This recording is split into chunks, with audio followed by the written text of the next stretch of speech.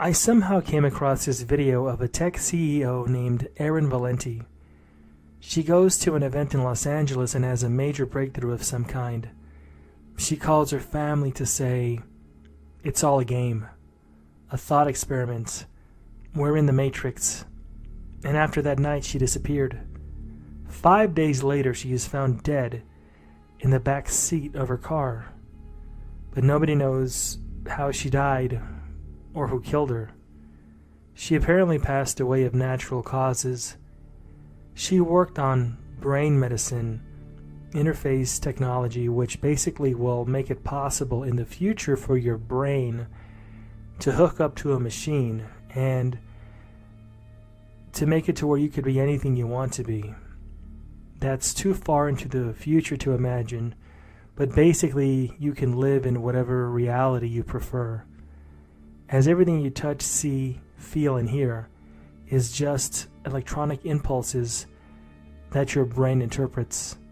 The circumstances of her death seem really fishy to me, and there's not been much coverage of it either. What could have happened to this woman? A more sinister side of somebody finding the glitch in the Matrix? Do you think somebody's watching us like The Truman Show?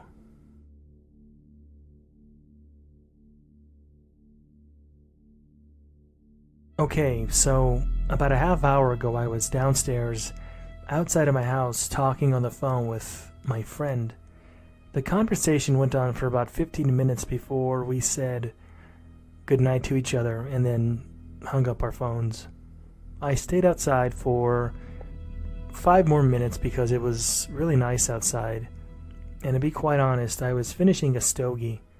But anyways, I go back inside and I was chilling on my couch watching television. Eventually I go upstairs. I'm on my phone chilling in my room listening to some music when I hear a voice outside of my window. It sounded like a girl was on the phone. So, me being the nosy one that I am, I went to open the window just to listen while I was on my phone. I turned off my music and then I got up to open the window. Then I went back to sit on my bed after only a few moments, and I realized that this girl is having almost the exact same conversation as I was having with my friend. So I was like, what the heck? And I got up and I looked out my window. And I kid you not, it was me on the phone. It was me talking to my friend, and I couldn't understand what I was seeing. I just froze, and I was like, what in the world? I waited for a minute to see if I was 100% certain, and I noticed the red shoes the girl was wearing, along with the long black coat. I was wearing the exact same thing. I was totally freaked out when she turned around and actually looked at me. When I was on the phone before, I did look up to my window just to see if my light was on, and it wasn't, which is what I think the girl that was me was looking for too, if that makes any sense. So totally bamboozled, I ran downstairs and out the door, and sure enough, she was gone, or I was gone. I don't know, I'm still really freaked out. Does anybody have some kind of an explanation for this? I'm 100% sure that it wasn't just somebody that looked a lot like me. This was me. I also wanted to add that I don't take anything that would alter my mind in any way, and I was not tripping out in any way, shape, or form. This was an actual experience that happened to me last night, and I feel like I'm going crazy. After this event, I wasn't able to sleep. I ended up having something to drink, and then I eventually just passed out. I just don't know how to make any sense of it. If there's anybody out there who can give me some kind of an explanation, that would be pretty amazing. I didn't post this as any kind of a joke or a gag. I'm genuinely concerned, and it's not like I can just Google something like this to get an answer. I don't know what's going on.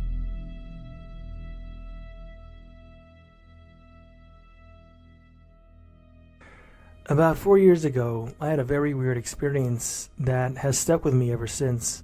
I was driving home from work, and it was about 4 a.m., It was pretty much just me on the road at that hour. I've driven this exact route many times and have never seen a deer, especially on this particular stretch of the freeway, which was far away from the mountains where most of the deer tend to reside. But as I'm driving along, I feel this weird sensation like things just are slowing down. And then all of a sudden, I see a part of the road that I'm not actually going to reach for a couple of minutes yet. And I see a doe walk out of some trees on the right side of the road, look in my direction, and then slowly walk to the left side and disappear off into the shrubs. In an instant, the view in front of me changed back to where I physically am on the road. As I approached this part of the road that I just had this vision of, I decided to slow down since I was going about 70 miles per hour and figure if a deer is truly going to cross, I'm going to be prepared. And sure enough, and the deer walks out of the trees, looks at me, and wanders off into the shrubs on the left, exactly how I saw it a couple of minutes before. If I hadn't slowed down, I would have had very little time to actually look over and see this. And if it had come on the road, I would have had virtually no time to react. Thank God that it didn't. I think I had that vision for a reason. Maybe to make sure that I didn't get into an accident.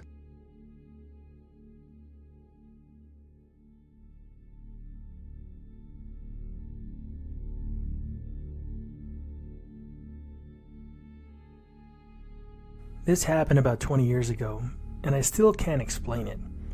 I picked up my friend to go out one Saturday evening. We were both 20-ish females. I was driving and we were blasting the tunes and laughing, ready for a fun night out. To get to our next destination, we needed to hop onto the freeway for like a quarter mile and then off at the next exit. I turned onto the freeway on-ramp, not realizing it was under construction. Like a dummy, not paying any attention to the ramp closed sign. Suddenly my friend screams, "Look out, the road was just gone." We both screamed. In front of us was a great big construction hole, but the next thing either of us remember is being at our destination. There's no way we could not have crashed into that hole. We didn't even really talk about it until days after. It was like we both just forgot about it for some reason. I drove past that exact spot soon after, and it was a giant hole. How are we even here alive and not injured, and the car not scratched or wrecked? And what happened in those 5 or 10 minutes between realizing we were going to crash and somehow arriving at our final destination? Neither of us remember walking up or anything like that. We both have no memory between driving straight into the hole and being at our last stop. We didn't realize the time was missing until we spoke about it later. When I say I drove past the ramp closed sign, in reality, I never saw any sign, and as far as I know, the sign wasn't even there. When I drove past the spot a few days later, it was clearly marked. In fact, it was barricaded. There's no way we should have gotten far enough to even see the hole. It was like the road was there as it normally is, and the big construction hole suddenly appeared. Maybe it was an alternate reality. Maybe it was time travel. Perhaps it was a hand of God. I've thought about all these explanations and even more, but I don't ever think I'll really ever know the answer.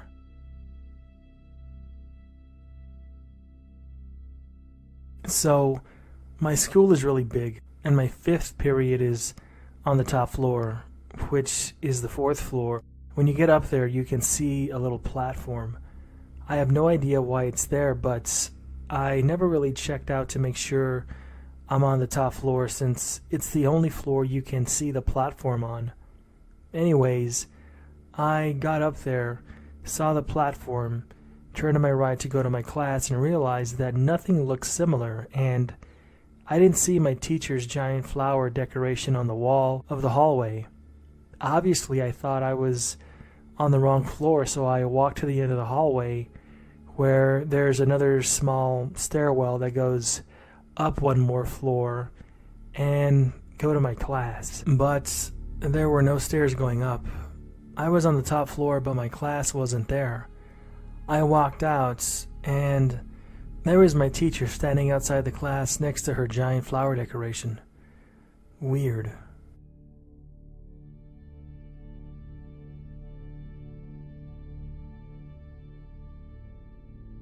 My husband and I run a little CBD store, and he had some errands to do for me this day. He had been gone for a couple of hours, and I was starting to wonder where he was and why he was taking so long. Soon after this thought came to my mind, he comes back and says, "You're not going to believe what just happened to me." "Do tell," I say to him. And he said that he was driving down Melrose when he sees this little old man barely making his way down the sidewalk. The man had to be in his 80s or 90s, and the temperature for that day was very hot, and it was over 100 degrees. My husband decides to turn around and offer the little old man a ride home. So he pulls his truck around, pulling up to the little old fella, who has himself propped up by holding onto a sign on the sidewalk. He tells the little old man to get into the truck and opens the door for him to get in the passenger seat. The little old man is getting himself in and advises that he doesn't know any English as he is Hispanic and only speaks Spanish. So he points his way home. My husband makes it to his house, and the little old man gets out of the truck and opens the door and says goodbye. My husband watches him go to the side gate that goes to the back of the house. The front door is overgrown and looks like nobody has ever used it. He watches the man go through the gate to the door, and at this point my husband is thinking that this little old guy must have been on his way to the grocery store but was too hot and exhausted to make it there.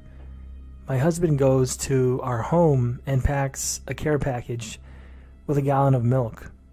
He drives to the home that he dropped the little old Hispanic man off at. He then proceeds to get out of his truck and heads for the gate. At this time, the neighbor was in her yard and asks my husband if she can help him, and he tells her that he is just dropping off some food for the little old Hispanic man that does not speak any English. She confirms that he lived there, but then she says he died 2 weeks ago, and his wife is not home. She is staying with family.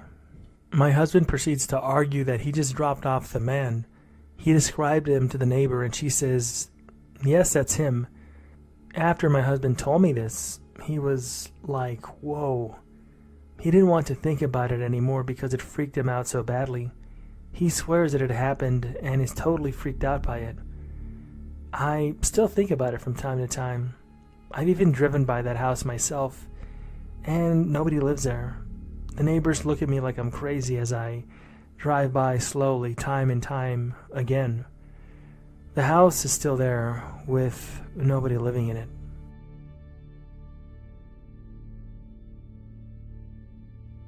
The first people I introduced my new girlfriend to was my nan and my pop, my dad's mother and father. On our visit, my girlfriend and I slept over their place in separate rooms as my nan and pop were very strict about that kind of thing. In the middle of the night, my girlfriend came to my room and woke me up saying to be quiet and to just listen, but there was nothing but the faint snoring of my nan in the next room. Whatever spooked my girlfriend, she couldn't hear it for some reason anymore. I wondered if my girlfriend was pretending to be scared so we could sleep together, but then she explained to me that even though she knew that my grandparents were both asleep in their bedroom, she had been up in bed in the other room listening to a full-on conversation, clear as day, out of my grandparents' kitchen. But the thing was that the voices, she said, were definitely my nan and occasionally my pop arguing with what sounded like their daughter, who my girlfriend didn't even know they even had. My girlfriend said that they were arguing about going to a party or being driven or something. I immediately made my girlfriend swear that she had no prior knowledge about my family, and then I told her that I had never met my auntie, who was their daughter. At the age of 21, my grandparents' daughter, my aunt, my dad 19, and my dad's best mate, who I was named after, was to go to a party, but my dad had slept in, and they decided to go without him so that his mom and dad, my grandparents, would drive my dad instead. On their way to that party, my grandparents and father came across the wreckage with both his sister, who should have been my aunt, and best friend, and they passed away. They were hit by a drunk driver. My girlfriend was truly scared and didn't want to sleep alone in the other bedroom anymore, especially knowing about my aunt's history and my family's past. This is kind of hard to describe on text, but I will try to paint a picture of what my glitch in the Matrix experience was really like. If you need a visual, go to Google Earth and look up Bitney Springs in Nevada City, California. View Rough and Ready that connects to Bitney Springs Road a little further up beyond a bridge, and there is Newtown Road that brings you up to the mountain and all the way to Highway 49. Usually taking this route, the 49, you would go down the R&R highway, turn right onto Bitney Springs, past the spring, go a few miles, turn right onto Newtown Road, which brings you all the way up to the 49. It's very simple.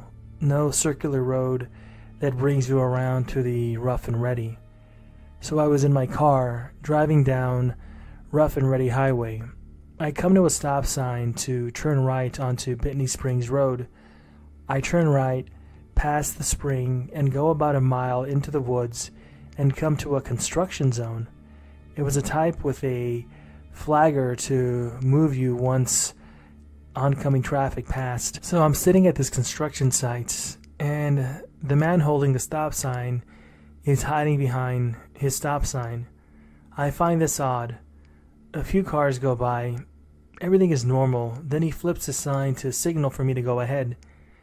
So I drive through the site. I'm driving and driving what seems like several minutes, and suddenly I'm back at the stop sign from Bitney Springs Road facing the T of Rough and Ready Highway. I'm totally confused because this is not the direction I was driving. In fact, it was a complete opposite direction. So I turn left onto R&R to see if it really is the road, and it is. So I turn back around and head back to Bitney. I turn right onto Bitney, past the spring, and come back to the construction site, and it's all flipped backwards. The man who was originally in front is now at the rear end of the construction site. I pass through and head back the normal way up to the 49, completely confused as to what just happened. It was the weirdest, most confusing experience of my life so far. I was driving one direction and went through a construction site that flipped me completely around, going the opposite direction I was before. Once I came back around to the site, everything was reversed. It's very hard to explain.